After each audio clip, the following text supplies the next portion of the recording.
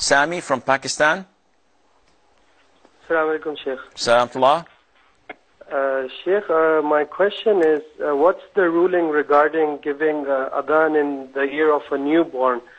I checked in a couple of places.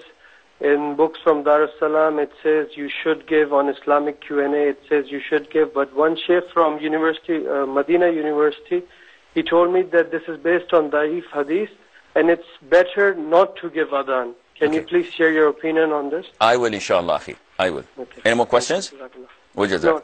Okay. Brother Sammy from Pakistan is asking about the issue of giving the Adhan in the right ear of a newborn. And this was mentioned as a prophetic Sunnah. And Ibn al-Qayyim, may Allah have mercy on his soul, mentioned it in his book about the newborn. And a lot of the scholars mentioned it. But as you know, as Muslims, we have foundations to go back to. And these foundations are the Qur'an, which is fixed and known and cannot be altered or changed. And then there is the Sunnah of the Prophet ﷺ, which completes, which explains, which elaborates and clarifies a lot of the Qur'an. However, the Sunnah, there is what is authentic and there is what is not authentic. And what is not authentic is graded into a number of different categories. Among them is the fabricated, al-mawdu', or that is a blatant lie, al-makdhub, or that it is not at all related to reality, such as al-batil. There is da'if jiddan, very weak. There is da'if, weak. And this is an issue of ijtihad among scholars of hadith.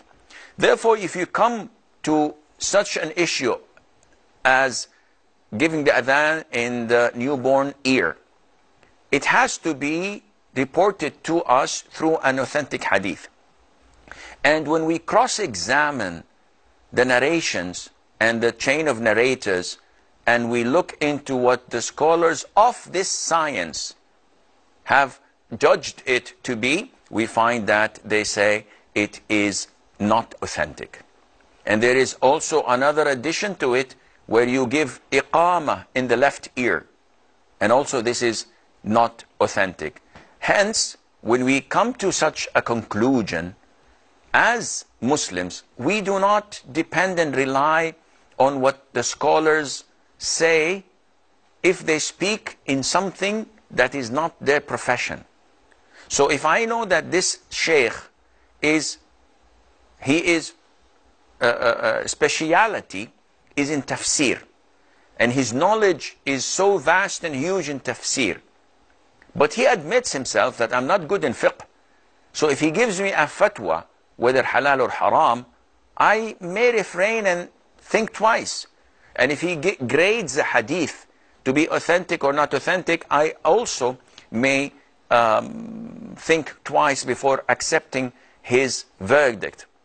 Likewise in fiqh, when a scholar is an expert in fiqh, he knows all the different opinions of the scholars, and he knows how we reach this verdict or ruling, where did we stem it from, what are the qawa'id al-fiqhiyya al-kubra, what are the usul al-fiqh applied to it, the different schools of thought.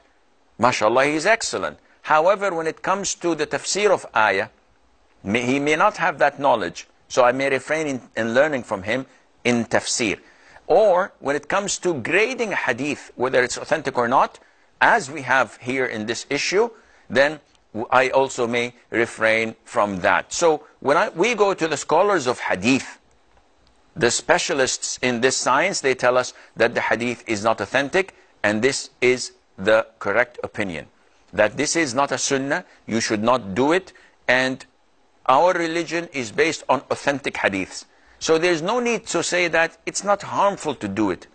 Yes, it is not harmful to do it, but if it were a part of our religion, it would have been backed by an authentic hadith, and it is not, and Allah knows best. Hiba from Qatar.